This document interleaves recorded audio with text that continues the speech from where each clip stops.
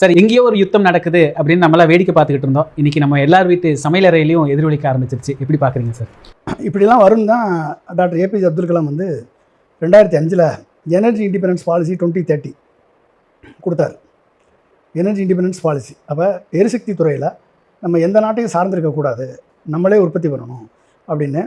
ஹைட்ரோவில் எவ்வளவு எனர்ஜி, நியூக்ளியரில் எவ்வளவு, விண்டில் எவ்வளவு, சோலாரில் எவ்வளவு, அடுத்து ரெனியூபிள் எனர்ஜியில் எவ்வளவு, அப்புறம் பயோடீசல், பயோஃபியல், இத்தனை பிளானையும் கொடுத்தது எப்போ தெரியுமா? 2005. 15 ஆண்டுகளுக்குள்ளே அதை நிறைவேற்றுங்க, 2030க்குள்ளே எனர்ஜி இண்டிபெண்டன்ஸ் விஷன் 2030 அப்படின்னு கொடுத்தாரு.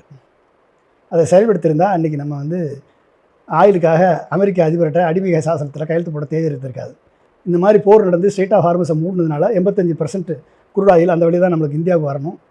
அதெல்லாம் தடைபட்டு இன்றைக்கி சமையலறைக்கு கேஸுக்கே வழி இல்லை என்ற நிலை ஏற்பட்டு இன்றைக்கு ஹோட்டல்களெல்லாம் மூடக்கூடிய நிலை ஏற்பட்டிருக்கு. கமர்ஷியல் கேஸை க்ளோஸ் பண்ணி விட்டாச்சு. 2 நாள் 3 நாளைக்கு கூட இந்த கேஸுடைய அவைலபிலிட்டி தாங்காது. அப்போ அப்துல் கலாம் எப்படிப்பட்ட ஒரு தொலைநோக்கு பார்வையாளர், சிந்தனையாளர். அவர் கூட சேர்ந்து நான் ஒர்க் பண்ணதுனால சொல்கிறேன். டாக்டர் ஏர் கமாண்டர் கோபாலசாமி, அப்புறம் மேஜர் ஜெனரல் சுவாமிநாதன், அப்புறம் ப்ரொஃபஸர் பரமாத்மா, இவங்க எல்லாம் சேர்ந்து நாங்கள் ஒர்க் பண்ணி கொண்டு வந்த விஷன் தான் எனர்ஜி இண்டிபெண்டன்ஸ் விஷன் 2030.